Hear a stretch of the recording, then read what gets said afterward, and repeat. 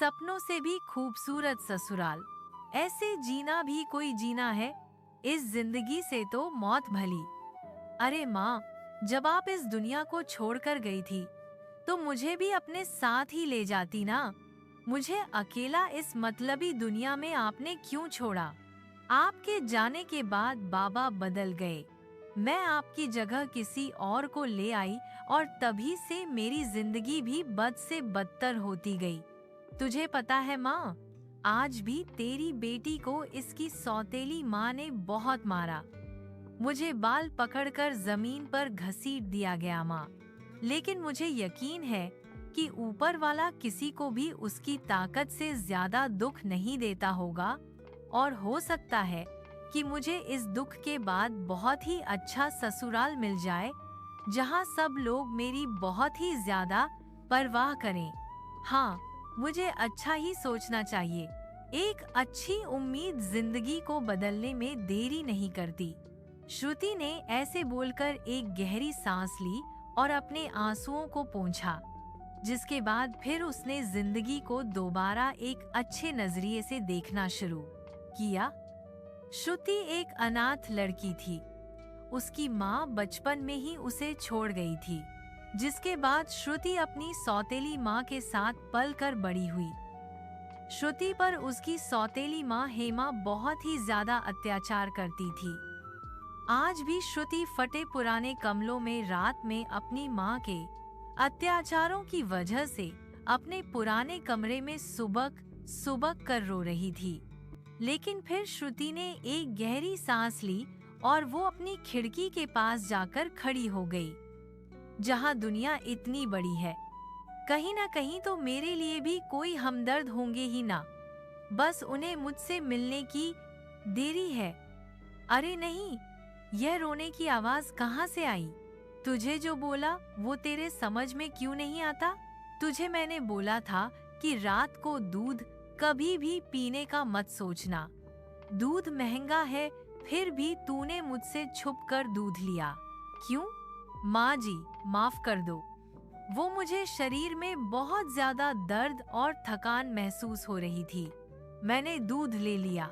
मुझे लगा दूध से थोड़ी सी ताकत आ जाएगी। लेकिन माँ, माफ कर दो। चुप कर आई बड़ी। अब जब तक तेरी सास यानी मैं तुझे झाड़ू से नहीं सही करूंगी, तब तक तुझे अक्ल नहीं आएगी, पागल औरत। भावना, जो श्रुति की पड़ोसी थी, वो एक बेहद बुरी सास थी जो अपनी बहू पर बहुत अत्याचार करती थी। बेचारी श्रुति ससुराल को लेकर अभी अच्छी उम्मीद में आई ही थी कि भावना के बर्ताव ने उसे डरा दिया। हे भगवान, यह तो भावना आंटी की वही बहू है जिसकी शादी अभी महीने भर पहले ही हुई थी। यह इसको इतना सताती है। अगर मेरी भी सांस ऐसे ही निकली, तो अगर उसने भी मुझे ऐसे मारा तो जिंदगी ही नर्क बन जाएगी। श्रुति अभी ऐसे सोच ही रही थी कि तभी उसे अपने कमरे में कुछ गिरने की आवाज आई। यह कैसी आवाज थी? कोई मेरे कमरे में आया क्या? सांप, सांप, बचाओ, सांप, सांप। श्रुति ने जैसे ही पलट कर देखा तो उसके पीछे एक बखाला सांप पा हुआ था जो बहुत ही ज्यादा डरावना था। श्रुति उसे देखकर चीखें मारने लगी। वहीं दूसरी तरफ बहुत ही बढ़िया, शिभाई, आप तो उस नौकरानी को डराने के लिए अच्छी चीज लाए हो, एक नकली सांप। लेकिन असली जैसे ही दिखने वाला सांप अब आएगा मजा। देखो तो अंदर से कैसे चिल्ला रही है। हाँ, सुन जरा, पूजा, बचाओ, बचाओ, बचाओ। पूजा और शी, जो श्रुति के सौतेला भाई बहन थे, उन दोनों ने चालबाजी से श्रुति को कमरे में डराने के लिए नकली सांप छोड़ा था। अंदर श्रुति रो रही थी और बाहर वो उसकी चीखें सुनकर खुश हो रहे थे। कोई तो मेरी बात सुन लो। माँ, पूजा, शिभैया, कोई है? सांप, सांप, मेरे कमरे में एक सांप है। एक मिनट, अगर यह सांप असली है तो फिर यह हिल क्यों नहीं रहा? कहीं श्रुति को अब थोड़ा बहुत समझ आ रहा था। वो डरते डरते सांप के पास गई और जाके हिलाया, लेकिन सांप के ऊपर कोई फर्क नहीं पड़ा।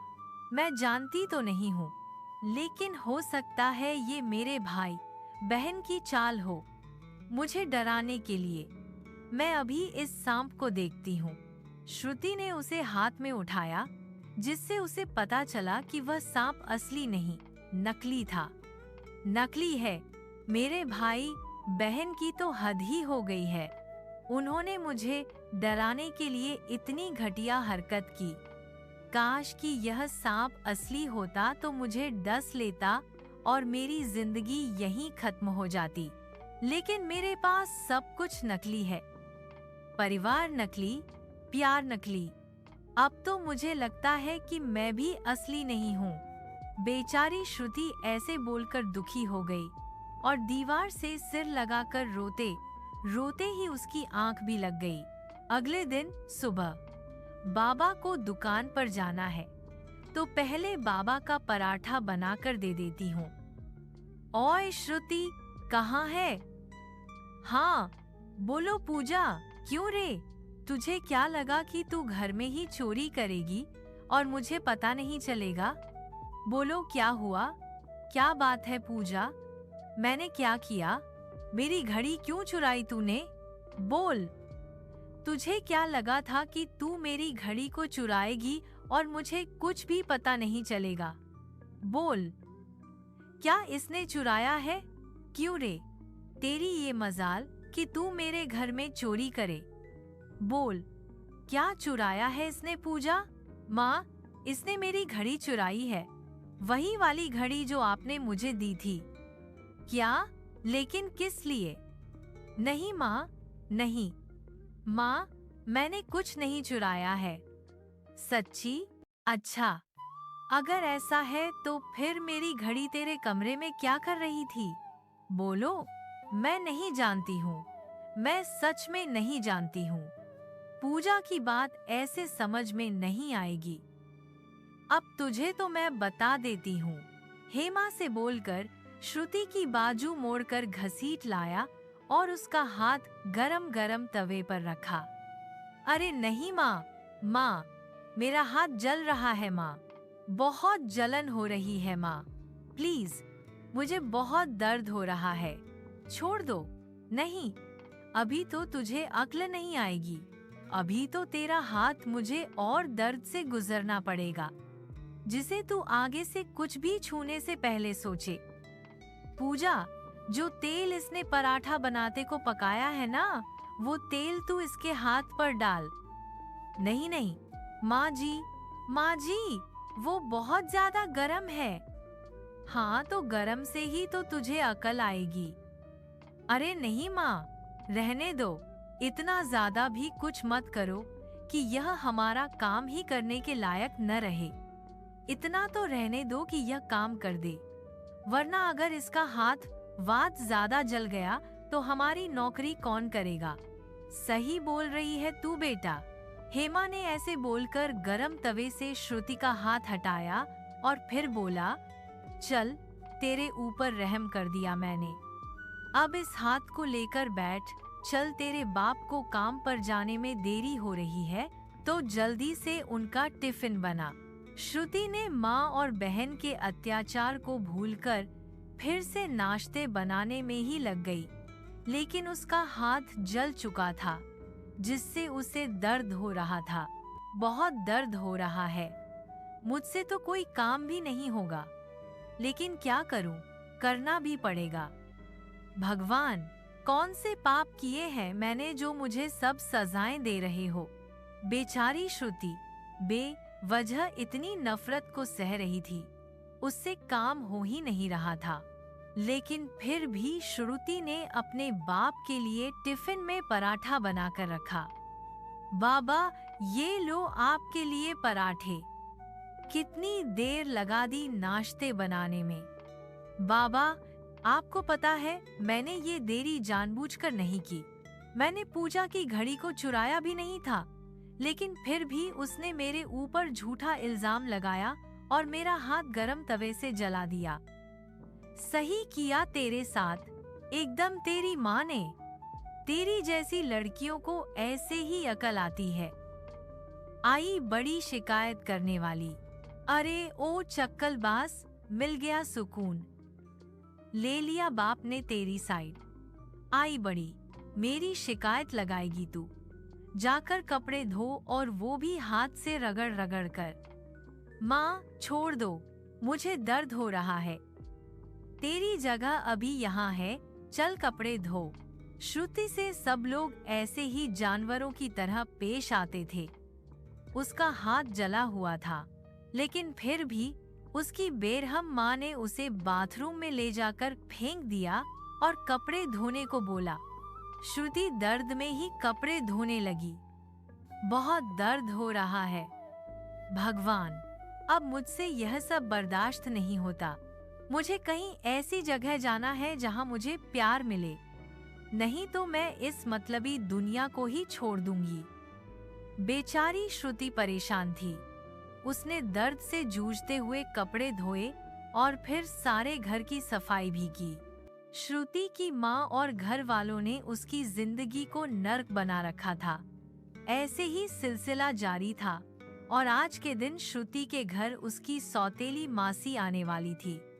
अरे पूजा, आज तेरी मासी कुछ दिनों के लिए घर रहने को आ रही है। चल जरा बता तो सही कि मैं उसे दिखाने को कौन सा हार पहनूं? यह लाल मोती वाला या यह हीरो वाला? कोई भी पहन लो माँ। माँ, मैं बाहर से वह सारा नाश्ते का सामान ले आई जो आपने मुझे लाने को बोला था। बहुत अच्छा, वही रसोई में रख दे।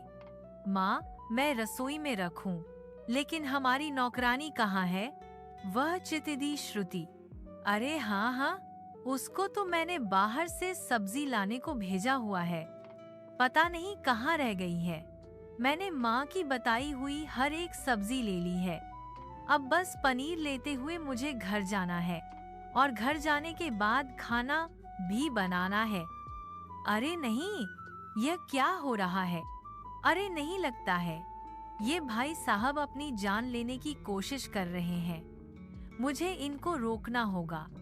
श्रुति भागते हुए एक आदमी के पास गई जिसके हाथ में चाकू था और वो उसे अपनी कलाई तक लेकर जा रहा था। सुनिए, आपको ऐसा नहीं करना चाहिए। आपको क्या लगता है कि अपनी जान ले लेना परेशानियों का हल है? ऐसा बिल्कुल नहीं है। हम जितना परेशानियों से भागते हैं, हमें वो उतना ही सताती हैं। इससे अच्छा है कि आप उसको खत्म करने में दिमाग लगाओ। यूं तो मेरे भी घर में मेरी जिंदगी में 1000 दिक्कतें हैं, लेकिन अपनी जान ले लेना सही नहीं है, समझे आप? अरे लेकिन आपको किसने बोला कि मैं अपनी जान ले रहा हूँ? यह कोई असली चाकू नहीं है, यह नकली है। मेरी चाबी का छल्ला है यह, और मेरी हथेली में खुजली हो रही थी तो मैं बस इसे खुजला रहा था और कुछ नहीं। आपको शायद गलतफहमी हो गई है। चाबी का छल्ला? माफ कीजिए, मुझे नहीं पता था कि यह चाकू असली नहीं नकली होगा। माफ कीजिए। कोई बात नहीं है, आपको मेरी चिंता हुई इसलिए आपने मुझे इतना सुना दिया। माफ कीजिए। तू बिल्कुल पागल है श्रुति। श्रुति को खुद पर ही अब बहुत पागल लग रहा था। वो राम के पास से खुद को डांटते हुए ही आ गई। वही राम बस उसे खड़े खड़े देख रहा था। अजीब लड़की है, यूं समझ बैठी जैसे मैं अपनी जान ले रहा हूँ। खैर जो भी हो। माँ, मैं आ गई। लगता है मासी जी आ गई है। और देख, हो जा तेरी सौतेली बहन, घर की नौकरानी आ चुकी है। मैं इस घर की नौकरानी नहीं हूँ, बेटी ही हूँ, बस मेरी माँ नहीं है। अच्छा, मुझे तो पता ही नहीं था, आ गई तो। अरे क्या मर ही गई थी बाहर जो? इतनी देर कर दी आने में। चल अब जल्दी से जाकर खाना बना। सुना नहीं क्या, खाना बनाओ। ठीक है। श्रुति बाहर से आते ही खाना बनाने में लग गई।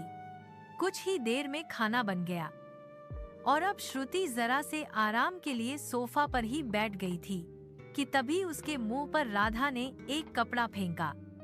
चल बे। और नौकरानी, मेरी ड्रेस का प्रेस कर।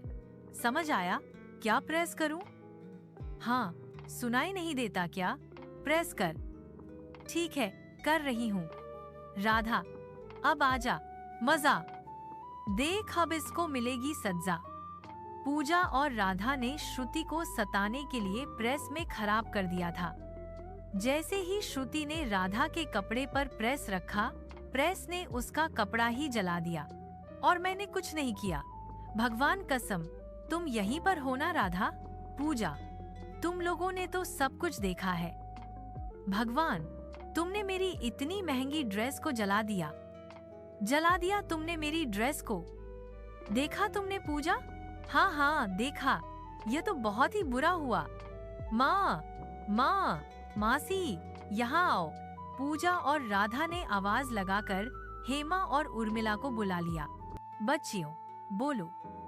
मौसी, देखो, इसकी सौतेली औलाद ने जलन के कारण मेरा कितना महंगा ड्रेस खराब कर दिया है। क्यों रे करंजली, क्या दिक्कत है तुझे मेरी बेटी से? बोलो क्यों किया? दी, इसकी अक्ल को ठीक कर दो जरा। तुझे ये सब करते हुए एक भी बार मेरा ध्यान नहीं आया क्यों? श्रुति बहुत हिम्मत से बोली। तेरे में माँ, और मैंने कुछ भी जानबूझकर नहीं किया। मेरी बात को मानो, यकीन करो। क्या यकीन करूं? मैं बोल रही हूँ, तेरे इन बालों पर झूलने का दिल कर रहा है। अरे माँ, मासी, मुझे छोड़ दो। मैंने कुछ भी जानबूझकर नहीं किया। अरे वाह पूजा, मजा आ रहा है इसको उसकी औकात दिखाने में। राधा और पूजा की वजह से बेचारी श्रुति को बेवजह मारा गया। उसकी मासी और माँ दोनों ने मिलकर श्रुति को मारा और मार लगाने के बाद उसे फर्श पर छोड़ दिया। जितने पैसों की ड्रेस तूने बिगाड़ी है ना, उसके आगे तेरी मार कुछ भी नहीं है। समझ आया? सबने श्रुति को फर्श पर बैठकर रोते हुए छोड़ दिया। श्रुति की जिंदगी अब पूरी तरह से नफरत और अत्याचार में गुजरती थी। वह काफी देर रोती रही। फिर उसने डिसाइड किया, बस अब बहुत हो गया। बचपन से लेकर आज तक जब किस्मत नहीं बदली, तो अब क्या खाक बदलेगी? ऐसे मर कर रोज जीने से तो अच्छा है कि मैं अपनी इस खराब जिंदगी को खत्म कर दूं। जिन लोगों ने मेरा जीना हराम किया, उनको भी चैन आ जाएगा। श्रुति अब अपनी जिंदगी से कोई उम्मीद नहीं रख रही थी। वह अपने घर से चुपके से निकली और एक पुल पर आ गई, जहां नीचे एक गहरी नदी बह रही थी। श्रुति ने धीरे से अपना पांव पुल के ऊपर रखा और बस कूदने ही वाली थी कि तभी किसी ने उसे खींच लिया। छोड़ दो मुझे। कौन है? मुझे छोड़ दो। अरे पागल हो गई हो? जिंदगी है, कोई मजाक थोड़ी है। जिंदगी है, मजाक नहीं। इसलिए ही तो खत्म कर रही हूँ। तुम तो वही सुबह वाली लड़की हो। तुम तो मुझे जीने की उम्मीद दे रही थी। फिर ये सब क्या है? राम की बात सुनकर श्रुति जोर जोर से रो पड़ी। राम ने उसको साइड में बिठाया और शांत किया। श्रुति ने अपनी जिंदगी के दुख और अत्याचार राम को बता दिए और बोला, अब तुम बताओ, ऐसे हालातों में मैं जीऊं या मरूं? इस दुनिया में किसी को मेरी जरूरत नहीं है, मुझे जाने दो। श्रुति सोचती थी, माँ का घर खराब है तो क्या हुआ, ससुराल अच्छा मिलेगा। लेकिन जब अपने ही अपने नहीं हैं, तो पराये क्या खाक अपने हो पाएंगे? और मुझसे शादी कौन करेगा? और राम बोला, हाँ श्रुति, मैं तुमसे शादी के लिए तैयार हूँ। तुम्हें वो सारी खुशियाँ दूंगा जिनके तुम हकदार हो। बस एक बार हाँ कर दो। श्रुति राम की बात सुनकर चौंक गई। हाँ श्रुति, मैं तुमसे शादी के लिए तैयार हूँ। तुम्हें वो सारी खुशियाँ दूंगा जिनके तुम हकदार हो। बस एक बार हाँ कर दो। श्रुति ने राम से शादी के लिए हाँ कर दी। वो राम के बारे में कुछ नहीं जानती थी, लेकिन उसकी आंखों में सच्चाई नजर आई। इसीलिए श्रुति ने अपनी जिंदगी को एक और मौका दिया और राम और श्रुति ने एक मंदिर में शादी कर ली।